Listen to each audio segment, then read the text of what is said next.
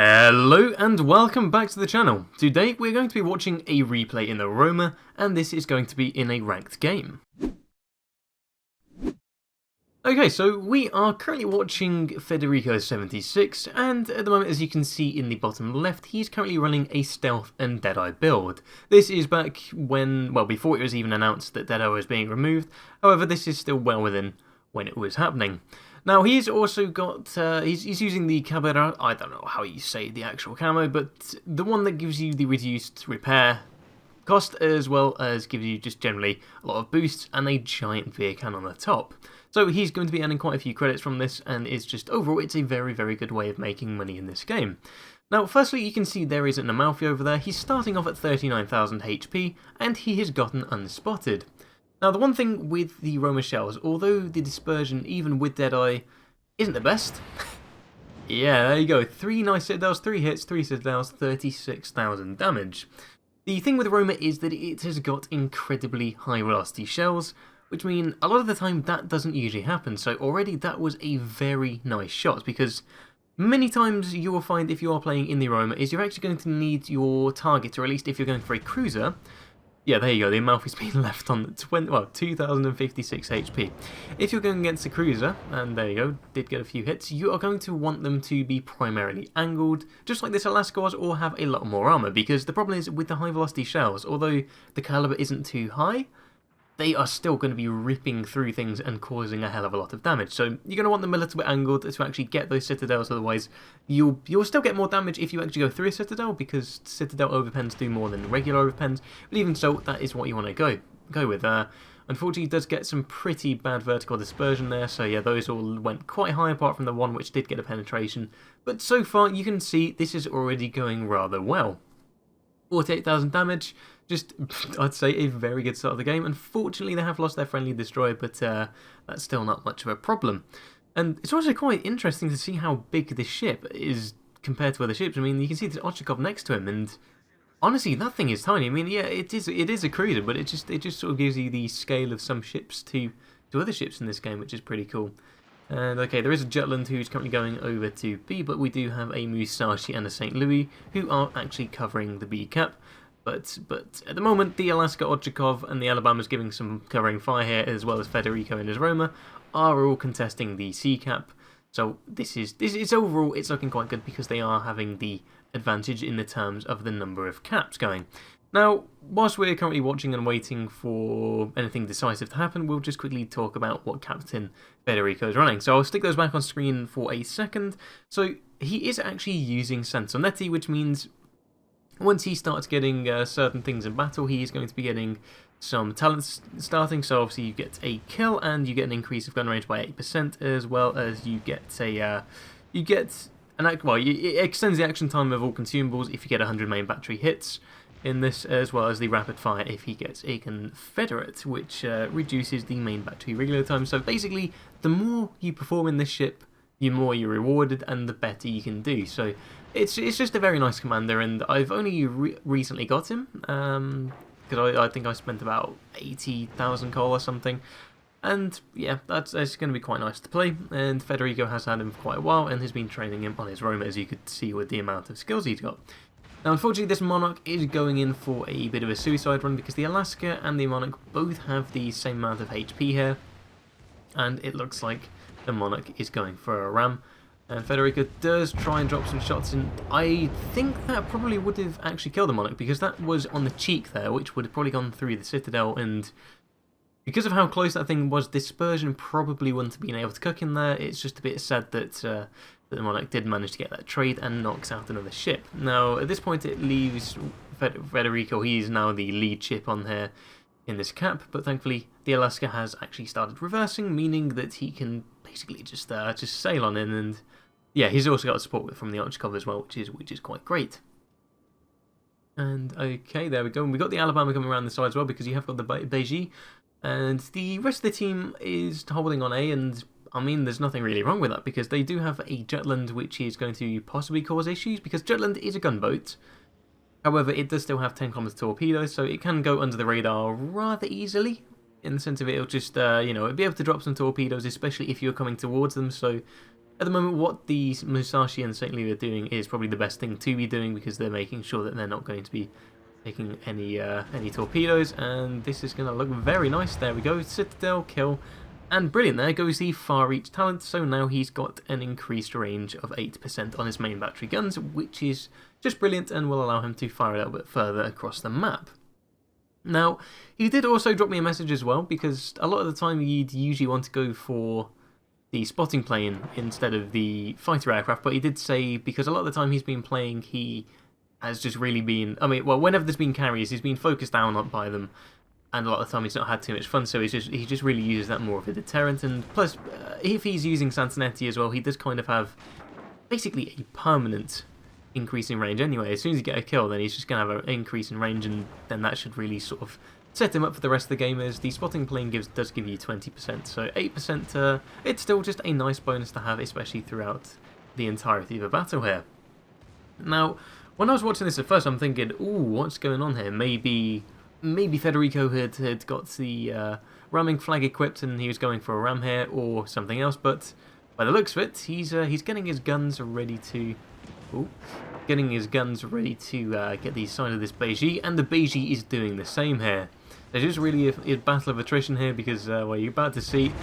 Ooh, yep, 38,000 was lost on Federico's, and then about over 40 was lost on the Beiji's. Unfortunately, his rear gun here, oh, it just clipped for a second, but by the time it does manage to aim in, it's a little bit too far to hit him on his Citadel, but even so, that's okay, because the Beiji is now starting to turn sideways, and already his front guns are coming off cooldown, only a second left, and that was really lucky. Those shells just ricocheted off the side of his ship there, managed to get a Citadel, and takes out the Beiji as well, leaving him with 140,000 damage. Now, an Amalfi, any of the Italian cruisers are pretty scary to go against, because they've got the SAP, they're hitting your super, just like that there. They're hitting your superstructure, and they are going to be doing pretty monstrous damage, especially if you're going against, say, a Brindisi or the Venezia. It's not very good, because you'll be losing sometimes in excess of 10,000 HP, and when you're seeing those things firing at SAP, you know you're going to lose a lot of HP, so very good that the Amalfi was already very low and probably a bit scared to be firing, so just also very nice. 2 penetrations, gets to Citadel there, going behind the island, allowing Federico to escape, and his shot did miss just to the side, so he's able to heal up and just give a bit of supporting fire to Musashi, who unfortunately gets taken out by the Drake, and now it's just a fact of he's got to now start repositioning and get to somewhere better. Now, the Jutland is currently capping the A point, and they've already got the B point. I mean, they do have an advantage in caps now, because it's going to take quite a while for these ships to actually get over here, because, I mean, the Roma...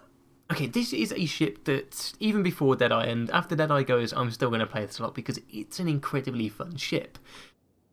I think, as advice to play for anyone that's looking for it, is, although it is a battleship, I would definitely say you need to play it a bit like a cruiser, because the Citadel sits up quite high, it's rather easy to damage, and also, well, you can currently see, I mean, Federico's gone for a concealment belt here, meaning he's got 11.7 kilometers spotting here. You know, it's brilliant. You can get into caps really easily, and with his new Swift and Silent skill, I'm really looking forward to this as well, because you're going to be able to shift even quicker, so you are literally going to be a cruiser with battleship guns with ridiculously high velocity shells, and overall it is going to be a really fun ship. So I'd definitely say it's just, if you are looking to get this, I'd say play it more like a cruiser than anything, just because it can get punished rather easily, as you'll probably see, I mean, if you've seen any other footage of the Roma, you'll probably see sometimes, or even people going against the Roma, you'll see sometimes they can get really severely punished. Now, unfortunately, this Ochakov, yeah, 1,000 HP left, there's not much left he can do, and unfortunately, I think, is he about to get him? The Ochakov is near there. Unfortunately, that probably needs a bit more leading, so he gets no pen. But even so, I don't think there's anything that Federico could have done there, because the Ochakov was so low on HP that even if he had got a Citadel, I think the Drake would have got his shots off beforehand, so yeah, not too good for the Ochakov there. But even so, it seems like the Drake has been knocked out, so it is now a 1 versus 1 scenario, where there's 2 battleships versus a cruiser and a destroyer. Now, the wonderful thing here is the Amalfi, he's got 2,000 HP here, which is perfect. This means that Federico can now start pushing up, and the Alabama is going to be dealing with the Jutland, or at least the Jutland is going to be preoccupied with the Alabama, meaning he's not, Federico's not really got to worry here, so he can just go straight in and try and take the B cap, and as well as that, he'll be able to take out the Amalfi, because all he's going to need to do to actually take him out is he's going to need to get like an overpen or two, depending on what he gets. So overall, it's going to be a very easy thing to do whilst he's capping the B point and try and swing the game into his team's favour. I mean, at the moment, although the enemy team does have an advantage on points, on caps, they don't have an advantage on points yet, as they are just slightly under the friendly team here by about, well, yeah, you can see here. And there we go, there is the Amalfi spotted. I'm guessing Federico was probably doing something real quickly. He's like, oh, there's an Amalfi, hello. And the Amalfi actually shoots the Alabama for some reason. Okay, fair enough. And yeah, those are going to kill him. There we go, just gets a single penetration, and that is the kill. 3 kills, devastating strike. Devastating. Okay, I find that amusing. A devastating strike for 2,000 damage. Interesting. That's a very interesting mechanic there. But overall, looking very, very nice here. So 162k, and now it's just a fact of, yeah, the Alabama's now going to start really pushing in, because he's going to need to, I guess, try and point in towards the Jutland to mitigate any damage he takes from torpedoes. Yeah, that's really what's going to happen, because the Jutland, as it's a gunboat and it's got the rapid-fire smokes, it's really fun, and it's brilliant for mowing people down. Oh, yeah, that is looking really bad. It's taking all 3. Yeah, that's a massive chunk. The one problem is, because he's on his own, he can't actually really be a gunboat without exposing himself or putting himself in danger, for the fact of what's going to happen is he's going to get in the smoke, start firing, and the Alabama's going to disappear because there's no one spotting him, so he's going to need to get out of his smoke, and then at that point, it's going to allow both of these ships to open fire, and I can say almost for certain that it's going to be a lot easier to hit a Jutland, because they are rather slow ships. They've got incredible acceleration, the British destroyers do, but the top speed really isn't good, so you really do need to take a Sierra Mike flag for those, because you need to get as much bonus on speed as possible. Now, some information here you can currently see on the map that, well, you can see there anyway, the sea cap is being taken, meaning the only ship left is on sea. So the Alabama is now running away from him, so he's going to be safe, and he's going to be able to go and get the other point. And in this time as well, it's allowed, basically because they've had 2 caps, and whilst Federico was flipping one and C was getting flipped as well, it meant that instead both teams had 1 point each, meaning they're going to be getting the points for a single cap each, and then the difference isn't really going to change much, which is perfect because it now allows the Alabama to start getting in. So whilst the enemy team is going to start getting the points leading up to it because they've got an advantage on caps, the Alabama's going to get in just before those 2 meet, and they start getting an advantage, and then it's just effectively Jutland has to try and do something drastic. Now, I mean, it's a 50-50 with who he goes for. I mean, he's probably had, there are some mods that you can get in this game which tell you like the remaining HP, or the last known remaining HP of ships, which is quite useful. I mean, I personally don't really use mods all that much, because I just like playing the game vanilla, just because it's more interesting that way.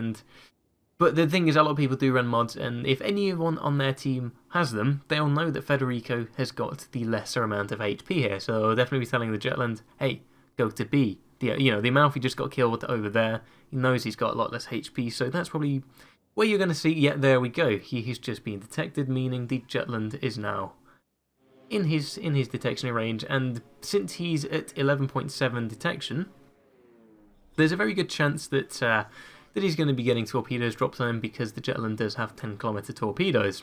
Now, as well as that, if you just notice there on the top or on the map, the A point just got flipped as well. The Alabama's got that, and he's now heading back to C, meaning they basically secure this victory here. There is currently about a 40-point difference at this point, which is very good. With 4 minutes left and that going on, even if Federico dies here, there is still a good chance of them winning, because the Alabama is now heading over to C, so he's going to be trying to secure that cap whilst the Jutland maybe comes into B instead. And overall, it's looking like a very good scenario, unless the Jutland really does something crazy here. Now, we are going to be waiting quite a while, because, as I say, the Jutland is quite a slow ship. It's going to take quite a while to get there, so it's just really effective. Federico is now starting to reverse, get into a better position, because he's going to be coming from, well, yeah, He's going to be coming from anywhere down to his right. I mean, the Alabama's, I think, is safe, because unless this Jutland is in between the two of them, he's gone down the middle islands, he's between the two, then that could be a scary possibility.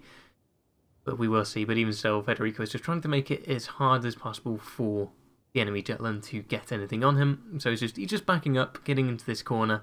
And due to the, I think it's got 6.6 kilometers of concealment, or is it 5.9? I'm not actually entirely sure. I have been playing the Jutland recently, but I know it's not got the best concealment. It's got alright concealment, but I don't think it is the best. I mean, whilst we're waiting, I could probably check. No, okay, I've not really got anything to check on, but oh, there we go. There's the Jutland, and okay, yeah, it looks like it would be 5.9 with where this guy just got spotted. So yeah, I think it is 5.9 where the Jutland spotting range is. If it isn't, then I will put I'll put the text on the screen to what it actually is, but I do think it's 5.9. And he has started opening fire. Now already he's getting a pretty good amount of damage. As I say, Jutland is a very good gunboat, and there we go, got a torpedo hit. Federico pops his repair party just to mitigate the fire that he's got running. And yeah, there we go. He does manage to get a fire on him, so Federico does have to use his damage control party. But this Jutland, yeah, he's rushing in, and he's just trying to really get him down as far as possible. And 15,000 HP, he has actually got more HP than a battleship. Well, not anymore after that salvo. Very nice 4 hits there. 10,000 HP, but it's just a fact of who's really... It's really a battle of attrition here, just who can chuck out as much damage as possible in the shortest amount of time. And honestly, I'd put my money on the Jutland if there was a little bit more range. I'd definitely say the Jutland, just so we could start weaving around. And unfortunately... Oh, unfortunately for the Jutland, yeah, he doesn't go unspotted, so he does manage to, Federico does manage to get another 2 hits here, incapacitates him, and well, he's probably running last stand, so he's still going to be able to manoeuvre in that, but yeah, this is looking like quite a close one. I mean, the points difference here, though, is ridiculously high now. There's now a 100-point difference between the actual scores, 92 points, 96, and yeah, you can see, overall, there we go, victory, and that is the game over. So here we are moving on to the end result screen, and unfortunately I only do have the personal score page, but even so, you can see he's definitely done a very good job here. To begin, you can see that the actual camouflage has done its job there with 989,000 credits, a very admirable 12,200 experience, as well as a pretty good 2,600 free experience.